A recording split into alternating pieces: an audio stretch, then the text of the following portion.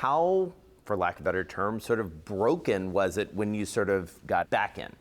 I mean, I think the business had its challenges, but at the core, the issue was alignment.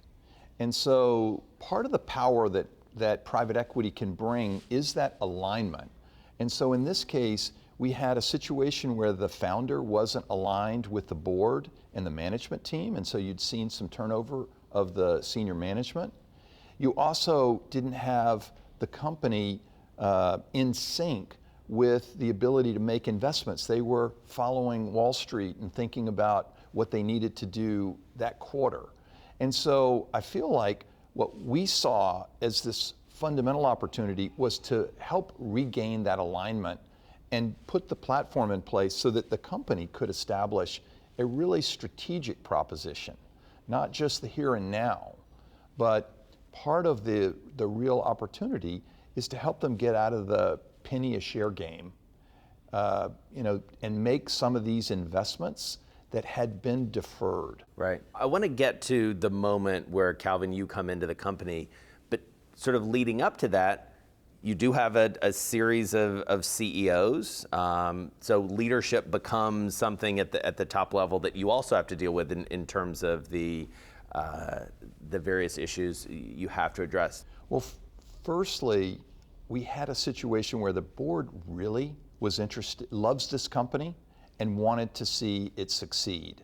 And so in that regard, when we came back in 2014, we were able to create some of that alignment pretty easily and help create the ability to put some of these ideas in place, the idea of a longer term plan. But you're right, I think some of those challenges with the founder made it hard. And so at the point that the founder exited the company in 2015, we were really able to begin assembling a world-class management team. And so with a CFO who initially was Stuart, now COO, and then talent along the way, leading to people like Glenn and Calvin and Sun and a host of really world-class business leaders.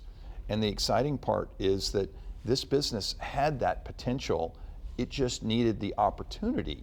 And the framework from this point and beyond, it really feels like the business is just getting started. And so at that moment where you do start to dig in, Calvin, I mean, what's the opportunity do you see to sort of take it to the next level? So for me, the first assessment was, is there an opportunity here to be even more than what Lululemon is, not just within North America, but internationally?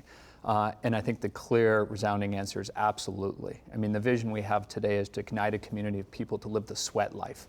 And we're going to express that not just through incredible product that we'll keep developing, because there's so much opportunity and white space for us to develop into, but also through our strategy of events and what we do with our Grow initiatives. And seeing what Calvin and the team have already done with the manifestation of some of this next step vision in Chicago, and with the membership and loyalty program, you already are beginning to see some of the seeds of thinking about what the broader vision might look like. And so what does that look like going forward? Because it does feel like we're at a very interesting moment in the world of retail. We have a huge runway of growth.